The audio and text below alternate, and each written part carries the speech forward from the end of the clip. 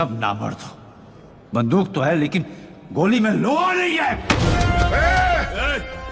Police की गोली में इतना लोहा है, एक बार ठोक दी ना तो जिंदगी भर तेरे खून में आयरन की कमी नहीं होगी। सबके सब बेमौत मारे जाएंगे। अगर मौत से इतना डरते हो तो खाकी क्यों पहनी तुमने? खाकी पहनने का मतलब समझते हो? फर्ज को जिंदगी से बढ़कर समझना। पब्लिक को विश्वास दिलाओ कि हम उनके भाई हैं और गुंडों को एहसास दिलाओ कि हम उनके बाप हैं।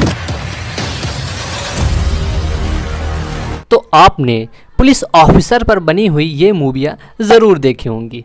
अगर मूवियाँ नहीं देखी तो डायलॉग तो ज़रूर कहीं ना कहीं सुना हुआ होगा, और डायलॉग सुन के तो आपके दिमाग में एक ख्याल ज़रूर आया होगा कि आखिर ये पुलिस ऑफिसर बनते कैसे हैं।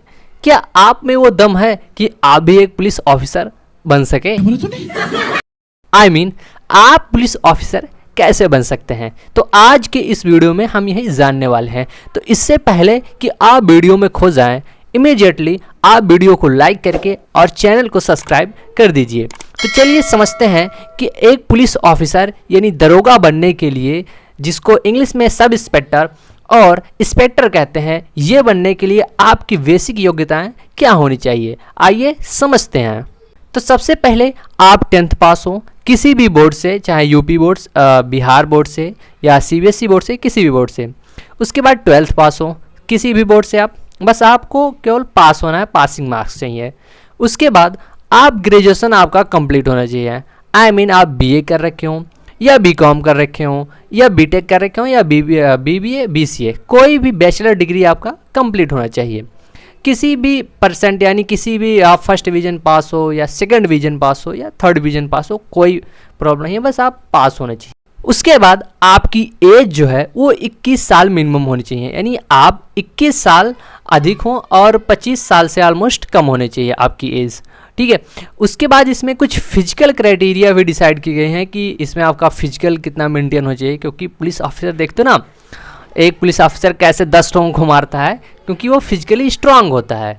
तो आपके अंदर भी फिजिकल क्वालिटी होनी चाहिए, तो उसके लिए भी कुछ क्राइटेरिया रखी गई हैं कि आपकी हाइट कितनी हो, आपका जो है चेस्ट कितना हो, ये क्राइटेरिया रखा गया है। तो आइए फिजिकल क्राइटेरिया के बारे में समझते हैं। तो फिजिकल क्राइटेरिया कुछ इस प्रकार डिसाइड किया गया है कि जो जनरल ओबीसी और एससी कैंडिडेट हैं और मेल के लिए उनकी हाइट जो है 168 सेंटीमीटर होनी चाहिए, और उनका चेस्ट जो है वो 79 से 84 के बीच सेंटीमीटर होना चाहिए, ठीक है। यानी उनका चेस्ट जो है वो 79 से 84 सेंटीमीटर के बीच होना चाहिए, और उन्हें 4.8 किलोमीटर रनिंग जो है 28 मिनट में कंप्लीट करना पड़ेगा।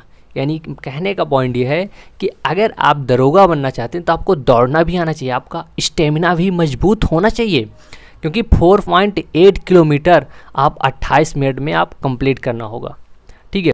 और जो एसटी कैटेगरी के मेल कैंडिडेट हैं उनके लिए हाइट 160 सेंटीमीटर हो और चेस्ट का साइज 77 से 82 सेंटीमीटर के बीच होनी चाहिए, और रेस उन्हें भी जो है 4.8 किलोमीटर 28 मिनट में कंप्लीट करना होगा। अब बात फीमेल कैंडिडेट की करते हैं। जी हाँ, फीमेल जो भी है वो भी पुलिस ऑफिसर बन सकते हैं, ये आप जानते होंगे। तो जनरल ओबीसी और एससी कैटेगरी के लोगों के लिए जो फीमेल हैं उनकी हाइट जो है वो 152 सेंटीमीटर हो, और चेस्ट के लिए कोई बाउंडेशन नहीं है, कितना भी हो चलेगा। और इन्हें भी रनिंग के लिए भी क्राइटेरिया डिसाइड किया गया है, यानी 2.4 किलोमीटर रनिंग इन्हें 16 मिनट में कंप्लीट करना पड़ेगा, यानी 2 किलोमीटर 400 मीटर रनिंग 16 मिनट में इन्हें दौड़ना होगा, ठीक है। और जो एसटी कैटेगरी के फीमेल हैं उनकी हाइट जो है होनी चाहिए 147 सेंटीमीटर, और चेस्ट के लिए कोई बाउंडेशन नहीं है, और रनिंग उन्हें भी जो है 2.4 किलोमीटर रनिंग कंप्लीट करना होगा। ये कुछ बेसिक क्राइटेरिया होंगे। अब इनका दरोगा बनने के लिए एग्ज़ाम कैसे होता है इसको समझते हैं। अब समझते हैं कि एग्ज़ाम प्रोसीजर क्या होता है, सिलेक्शन प्रोसीजर क्या है, कैसे कैंडिडेट सिलेक्ट होते हैं, क्या क्या टेस्ट लिए जाते हैं। तो सबसे पहले आपका एक ऑनलाइन रिटन टेस्ट होगा, यानी आपको एक एग्ज़ाम देना होगा जिसमें जो 400 नंबर का क्वेश्चन पेपर आता है, ठीक, जिसमें 4 सब्जेक्ट होते हैं, ठीक। चारों सब्जेक्ट में हम बता दें 100 नंबर का आपका सामान्य हिंदी होगा, ठीक है। उसके बाद जो दूसरा सेक्शन होगा वो 100 नंबर का होगा, सामान्य ज्ञान होगा। तीसरा सेक्शन होगा उसमें जो है हमारा मैथमेटिक्स के क्वेश्चन आएंगे, जो है जनरल मैथ के क्वेश्चन आएंगे 100 नंबर के। उसके बाद चौथा सेक्शन होगा जिसमें हमारा रीजनिंग के क्वेश्चन आएंगे, वो भी 100 नंबर के ही रहेंगे। यानी पहला हमारा रिटन टेस्ट हो गया जिसमें 400 नंबर का क्वेश्चन आएंगे और ये 4 सब्जेक्ट आते हैं, ठीक। उसके बाद दूसरा टेस्ट होता है आपका डॉक्यूमेंट वेरिफिकेशन होगा। डॉक्यूमेंट वेरिफिकेशन का मतलब हो गया कि आपके जो डॉक्यूमेंट है वो मिलाए जाएंगे, आधार कार्ड और मार्कशीट, 10th 12th और ग्रेजुएशन के सारी चीज़ें चेक की जाएंगी कि आप एक अच्छे कैंडिडेट हैं कि नहीं। उसके बाद आपका फिजिकल टेस्ट होगा। फिजिकल टेस्ट मतलब जो रनिंग होगा, उसके बाद हाइट नापी जाएगी, उसके बाद चेस्ट नापा जाएगा, ये सारी टेस्ट होंगी। उसके बाद लास्ट स्टेज वाला 4th नंबर का टेस्ट होगा मेडिकल टेस्ट, जिसमें आपकी मेडिकल जांच की जाएगी अंदर की चीज़ों की, आप कैसे हैं, आप मेडिकली फिट हैं कि नहीं, आपको कोई जो है ख़तरनाक बीमारी तो नहीं है, जैसे कैंसर हो गया और अदर तरीके की बीमारी। तो इसके लिए आपका मेडिकल टेस्ट लिया जाता है। तो ये 4 टेस्ट आपको जनरली देने होते हैं। उसके बाद आप ख़तरनाक तरीके से एक दरोगा बन जाते हैं, सब इंस्पेक्टर बन जाते हैं और सिंघम की तरह आप भी गुंडों को दौड़ा दौड़ा के मारेंगे, ठीक है। तो ये सिलेक्शन प्रोसीजर होता है, ठीक। अब इसका एग्ज़ाम पैटर्न कैसा होता है, इन सब सारी चीज़ों के बारे में हम डिटेल से आने वाली वीडियो में बात करेंगे। तो आई होप कि आपको समझ में आ गया होगा कि दरोगा कैसे बना जाता है, कौन कौन से टेस्ट होते हैं और क्या क्या सारी चीज़ें होती हैं।